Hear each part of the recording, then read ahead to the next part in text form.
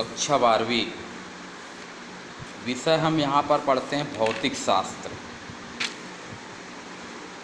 इसमें हम दो टॉपिक पढ़ते हैं। विद्युत धारा के अंतर्गत किरचॉफ का नियम और व्हीटस्टोन सेतु, दोनों एक दूसरे से रिलेटेड है करके एक साथ यहाँ पर दोनों के वीडियो को भेजा जा रहा है। यदि आप ऐप्स में देखेंगे आपके स्कूल वाले, तो उसमें आपको किरचॉफ का नियम अलग दिखेगा और व्हीटस्टोन सेतु अलग दिखेगा।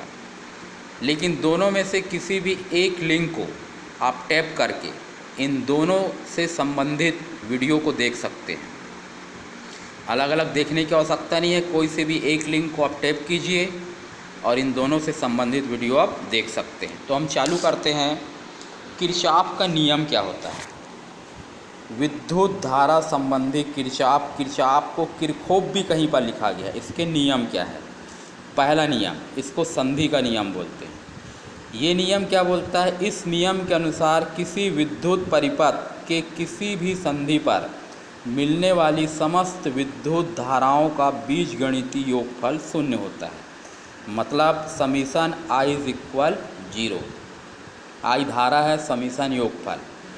लेकिन इसमें कंडीशन है, संधि की ओर आने वाली धाराएं धनात्मक तथा संधि से दूर जाने वाली धाराएं ऋणात्मक होती। जैसे देखिए डायग्राम बना हुआ है, जो धारा संधि की ओर आ रहा है वो धनात्मक होगा और जो संधि से दूर जा रहा है वो ऋणात्मक। देखो ये I1 दूर जा रहा है, I2 दूर जा रहा है, I3 दूर जा रहा है तो ऋण में होगा, और I4 और I5 संधि के पास आ रहे हैं तो ये धन में लिखेंगे। इन सभी का योगफल होता है 0। यह नियम आवेश संरक्षण के सिद्धांत पर आधारित है। इसका जो द्वितीय नियम है, इसको पास या लूप का नियम भी बोलते हैं। ये नियम क्या बोलता है? किसी भी बंद परिपथ में बहने वाली धारा और उसके संगत प्रतिरोध के गुणनफलों का योगफल उस परिपथ में उपस्थित विद्युत वाहक बलों के योगफल के बराबर होता है। लेकिन शर्त है इसमें, यदि हम धारा की दिशा में चलते हैं तो उसको धनात्मक लेना पड़ेगा, और यदि हम धारा की विपरीत दिशा में चलते हैं तो उसको हम लेते हैं ऋणात्मक। जैसे कि एक बंद परिपथ लेते हैं ABCDA,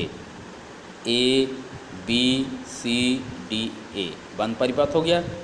इसमें किरचॉफ का दूसरा नियम लगाते हैं। A से B की ओर जाते हैं, बहने वाली धारा है I1 और यहाँ का प्रतिरोध है R1, दोनों का गुणा होगा और हम धन में लिखेंगे क्योंकि A से B की ओर जा रहा है। ये देखिए। इसी प्रकार B से C में कुछ नहीं है, C से D की ओर आते हैं तो बहने वाली धारा है I2 और यहाँ का प्रतिरोध है R2। ये भी हम देखो धारा के विपरीत, धारा इधर बह रहा, हम उल्टा चल रहे हैं तो इसको ऋण में लोगे। ये देखो वापस यहीं पर आ गया, हो गया। अब विद्युत वाहक बल के बारे में बात करते हैं।